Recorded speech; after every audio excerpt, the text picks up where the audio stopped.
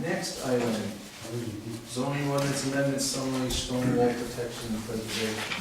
This is also something that was heard on the January 14th, 2016 meeting, and there was no specific action taken on this. I believe it was, Mr. Lewis. I'm going to explain. There was a motion to pass it that did not carry, it was not passed to move forward.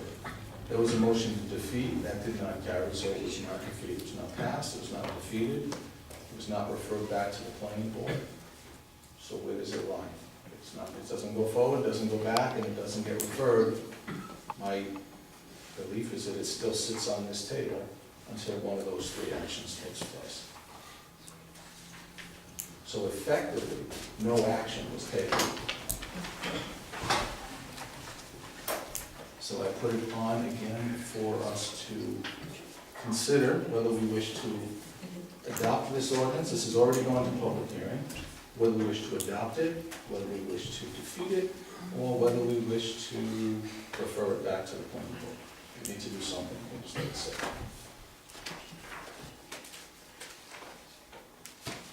Renee, is that your understanding as well? Yes, because that, I remember that night distinctly on that issue.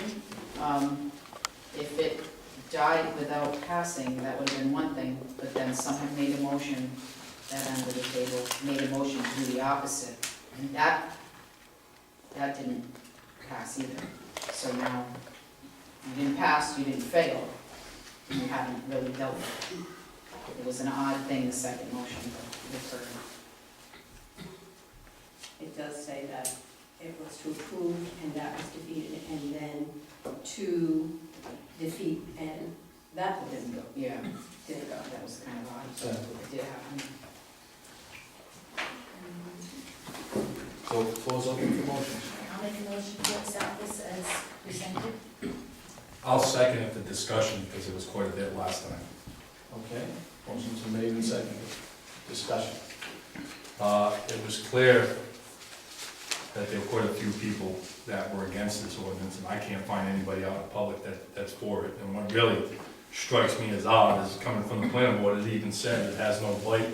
It is strictly an awareness ordinance.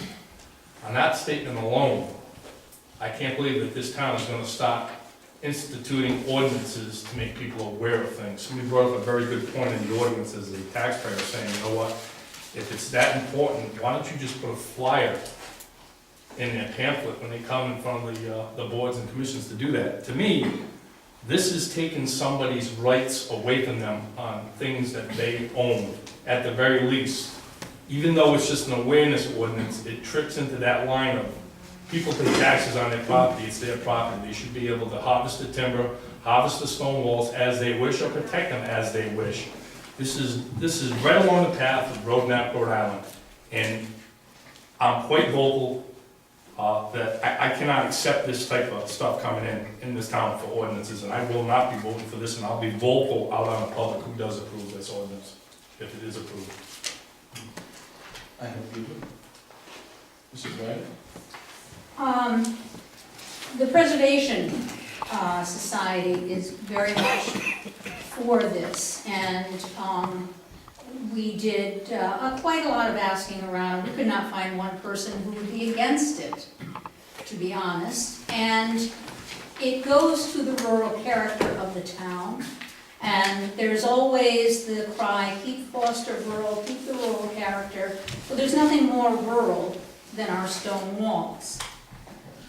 No, it does not have any teeth as to prohibiting someone from actually doing anything with their stone walls. I'm sure that could be introduced if that would make it a little easier to swallow.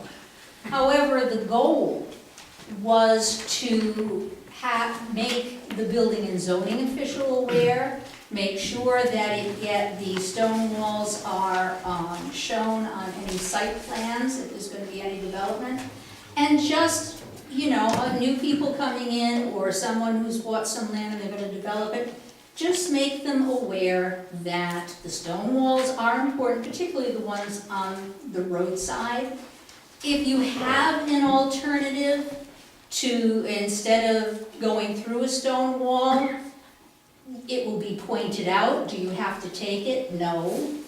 If you are putting in a driveway or a new access or egress, and there's no alternative, that's fine. But rather than just leave a pile of stones, as we've all seen, you know, an excavator goes through, smashes through the stone walls and just leaves it, just build up the ends like they used to do, that's all. And basically, you know, that's all, it's just for the preservation of the character of the town. Okay, there's two hands in the back. Mr. Savassi. Yeah, I know you operate by, you don't operate by Roberts, you operate by a modified Roberts. But I am familiar with Roberts, and it would have to be tabled to move on.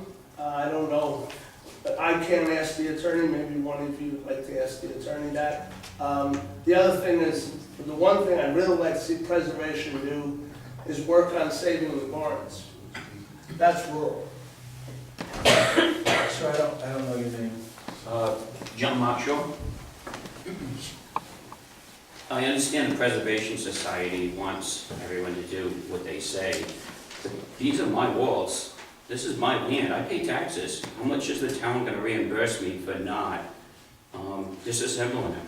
Are you willing to cut my taxes back 20%? Because then we're talking.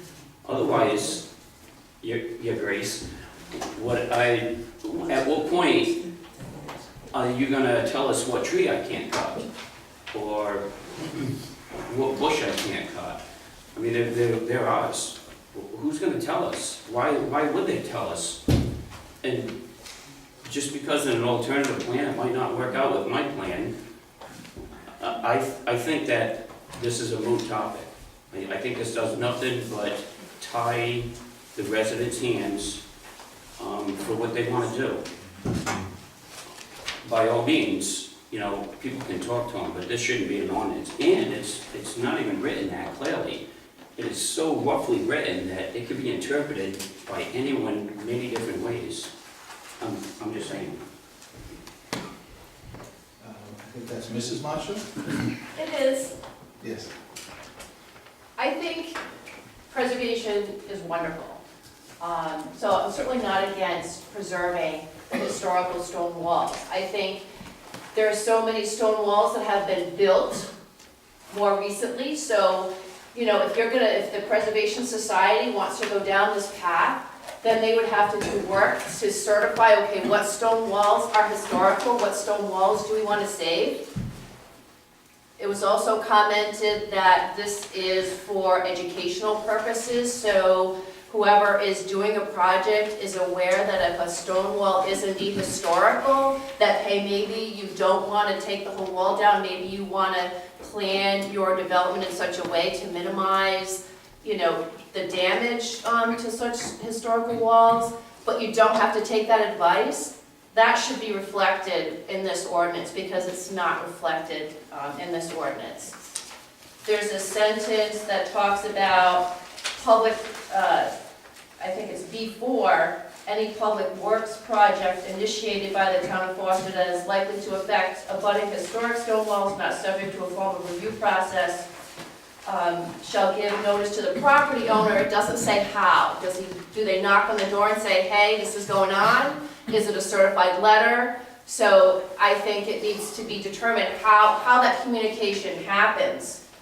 And what about the stone walls that are a boundary between properties versus a stone wall that's actually interior to a property? What happens then? I mean, I think if a stone wall is a boundary, then you have two different property owners that would kind of have to say so, if indeed it could be moved at all.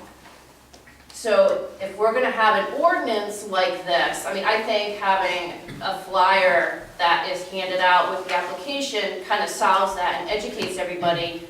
But if you all on the council feel, yes, we need this ordinance, I think it needs to be written a lot more clearly than it is written right here. Thank you.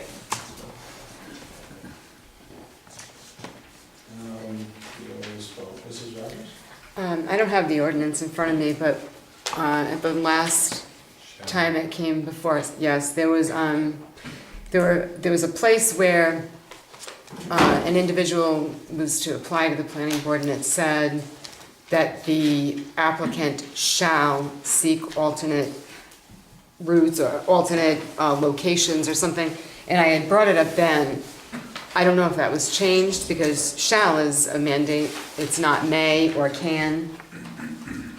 I don't remember exactly where it I was. believe it's 2, but I had listened, thank you, Jane, for the sound file. I was able to listen to that. I believe it's B2, site plan submission shall include specific information as to the nature of the construction, excavation, or demolition project, the location and general condition of the existing historic stone walls on the property relative to the project, and the anticipated impact of the project on the historic stone walls. It was below that actually in number 3.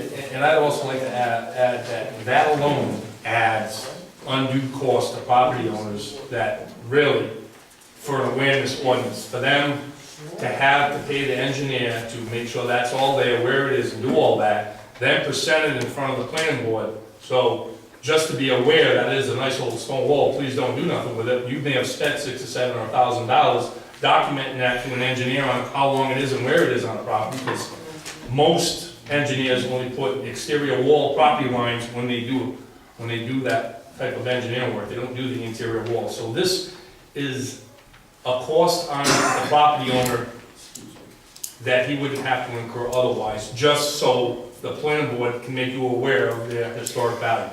So to me, this is all around bad, bad, bad. And you believe that if someone is doing a site plan, and they're already paying for a site plan, that includes the wetlands and the boundaries and the buildings and the everything else, that adding the location of the stone walls is gonna add $1,000 to that? It adds additional costs, it adds the setbacks from the original property lines, their locations, I can't believe. their location, length, and everything else is added to that. Everything is an additional cost. I don't know how you develop a piece of property without having all of the information. This is not saying someone cannot. There's a site plan right here, as a matter of fact. And then it actually shows the stone wall boundaries on the outside perimeter. It does not show any in the interior walls. No, because it predates the ordinance. That's regardless. What I'm trying to say is to have an engineer to include additional interior walls is an additional cost. For example, see this over here? This is all unpertinent land. But according to this ordinance, you would have to show on a 100-acre parcel of land, you may want to build a house on a little small acre of that property, but according to this ordinance, that engineer has to track through the entire 100-acre parcel of land, locate, and put on a registered map where those interior walls are. Because that's what it says. Locate all interior walls. You can't tell me on a 100-acre parcel of land, it's not gonna cost you at least $1,000 more to put all the interior walls in there and locate them. There may be many of them, even corrals, and a complete area that's gonna be unused pertaining to the building of the house and the project at hand. It says,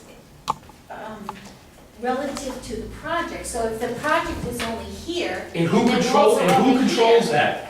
Well, that's what it says. And who controls that? The planning board. It's still an additional cost. They can simply say, we want to see where the other walls are. So, to me, it goes down a dangerous path. For the planning board, Chair, does the planning board currently require this? We ask, most people have them on their site plans if they have walls. They're usually on there when they come in with the surveyors, usually mark most of the walls. That are in the area of the subdivisions or where they're gonna build buildings.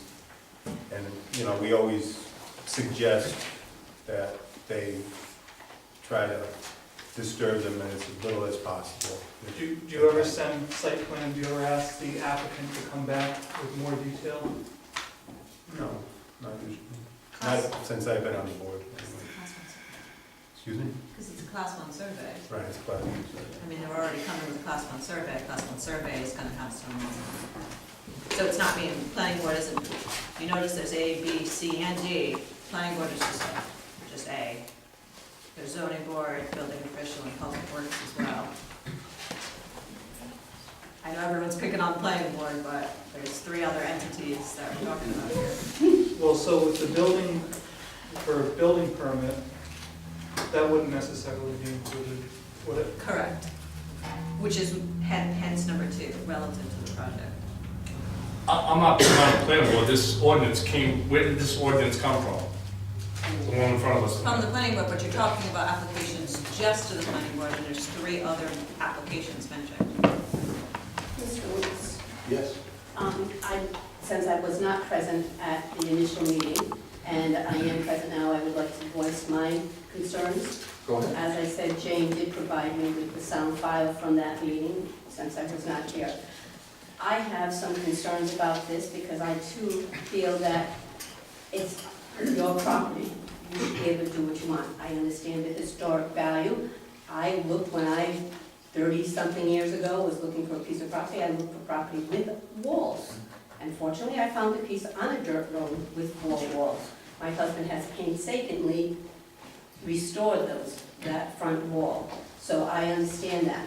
That was by choice. I have a neighbor across the street who has not, and he's been here far longer than I have, and I'm sure he would not be thrilled with the fact that if he puts in a path for his lawnmower to go through. I'm not sure that this is the best way to go through this. I think that perhaps a pamphlet saying we'd like to keep the rural character and keep the historic stone walls if at all possible. But having an ordinance, I think, just takes away some rights of, takes away the rights of the person owning the property to do what they feel. Well, I think it's a fine ordinance. I think it doesn't impose a tremendous burden on people.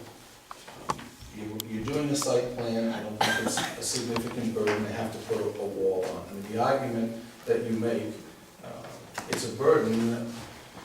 Could we make that to the state and say, why are you making me show wetlands? You're making me show wetlands. I didn't say it was a burden. I said that it takes away your rights. He said It it takes was- away your rights Okay. as a landowner to do what you want with your piece of property. That's- I also stated. To a certain extent, that's what all zoning does. So should we abolish all zoning? I mean, if I want to build a nuclear power plant in my backyard, can I do it? No, Mr. Lewis, I you're can't. going beyond. Yeah. You're right, I am going on, because I'm trying to reduce Mr. the Lewis, argument. comparing a nuclear power plant to a historic stone wall is pushing it a little even for you. I like it, but that's what zoning does.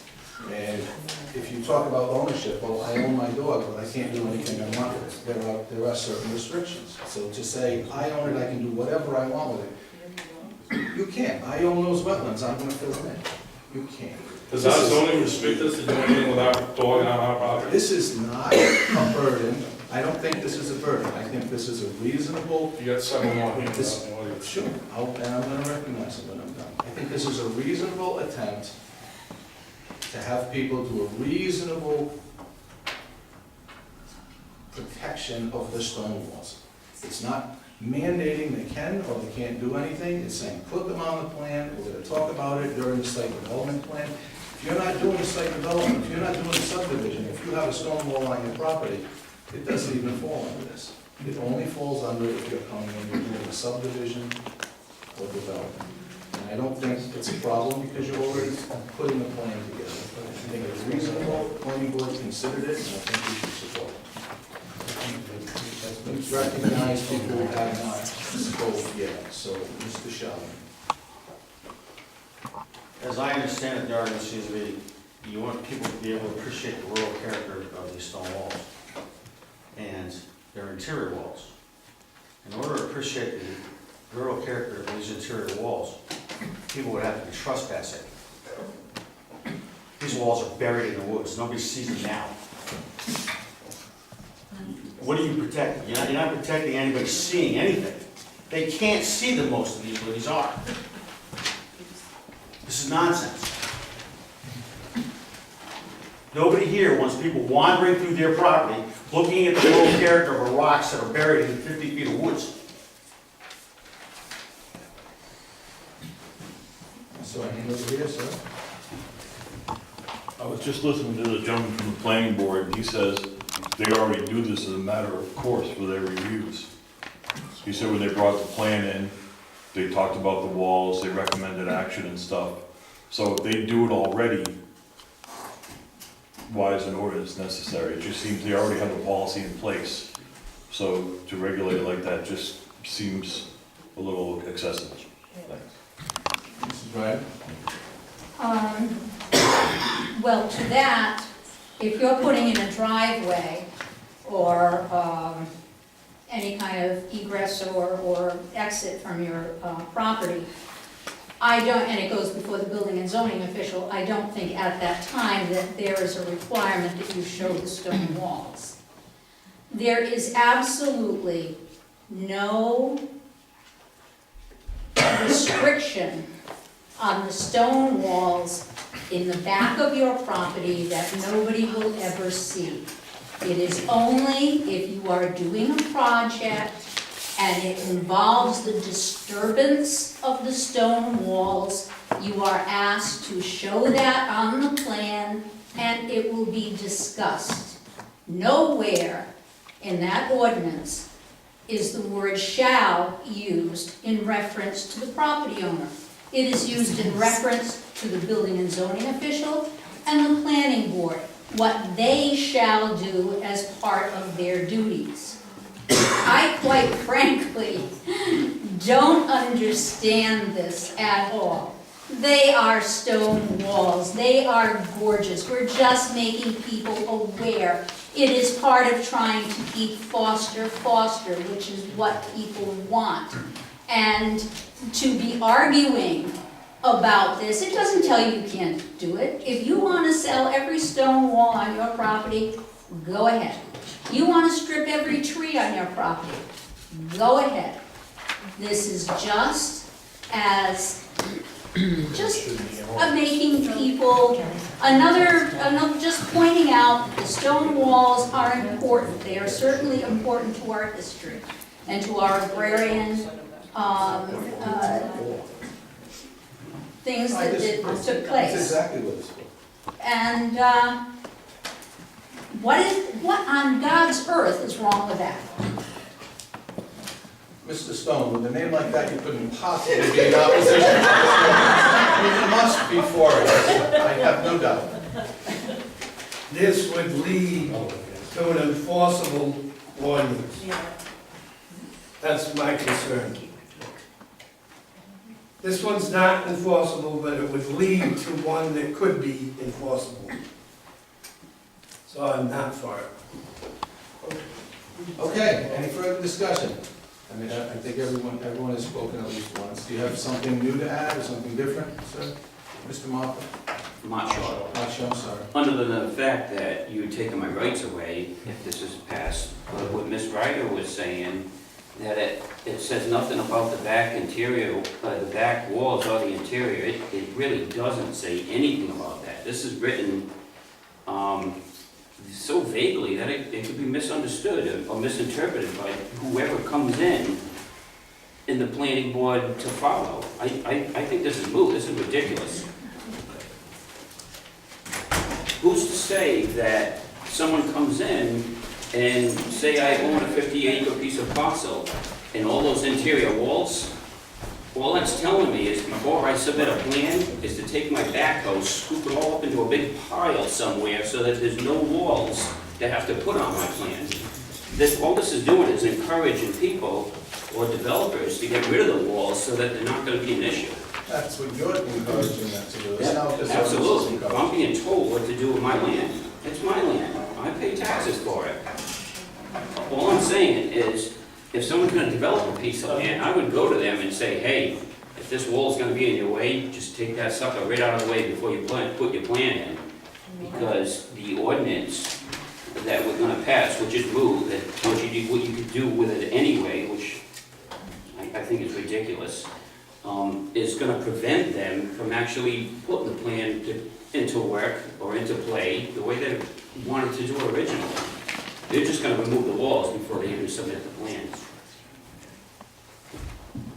With the removal of shall and that, number 3, or what, B3 make a difference? I think that would actually say what we've been saying it does, Right. because right now, Right. it does actually have teeth. It's not an optional thing, it does say shall, and it does say the applicant shall. Right, so would that removal Changing make that it shall more to may. palatable? It says they shall seek to find an alternate location of the use of project proposed. It doesn't, oh, it said B3. B3. Okay, that's it. Plan to minimize the distance of mitigation shall be sought. If no beneficial alternative is found to be possible, a plan to minimize the disturbance and mitigate the impact shall be substituted. Can I make one general neutral comment? I think neutral, and I We're think. not allowing any neutral a comments. neutral comment, and I think another lawyer might agree with me. While it has no punishment as an ordinance, it does give the effect of allowing a planning or zoning board or one of the other members to consider it as a factor in denying someone's plan. That being said, they're doing it anyway, and there's nothing that says they can't That's in the, case law. and that's the reason why I voted in favor of it the first time, is because since they're doing it anyway, I do think it's important that we have something in our zoning, putting people on notice that this is something our planning board does. Not just planning board, I'm sorry. And zoning is important also, even more important, because the zoning board is a quasi-judicial court, there's a recorded decision. But by the same token, it is a factor that has not been disallowed by case law. So if it's not disallowed, then they can consider it, and that's vocally. And then people consider what they consider, without saying so. So I'm looking at the shalls that you just pointed out, Sharon. The reviewing entity and applicant shall seek to find an alternate location. All right, I want to build right here, there's a stone wall here, I'm gonna look, I shall, as a developer, look for an alternate location. How about I don't see one. I looked, I satisfied, it's just, you have to look. Now, if no beneficial alternative is found, a plan to minimize the disturbance or impact shall be substituted. So abbreviating the cut-throughs, do you have to bulldoze the whole wall, or just 50 feet? Or 75 feet? But it seems to be disturbing a lot of people. I don't understand why. I think the whole I ordinance, don't understand why you don't understand. I think the whole ordinance is disturbing a lot of people, not just a letter. That was only one point of many. Okay. Well, Yes. Yep. let's take a vote. Yep. Okay, there's no further discussion. All those in favor of enacting this ordinance signify by saying aye. Aye. Aye. Opposed? No. Motion carries. I heard someone vote in the audience, I can't consider that a valid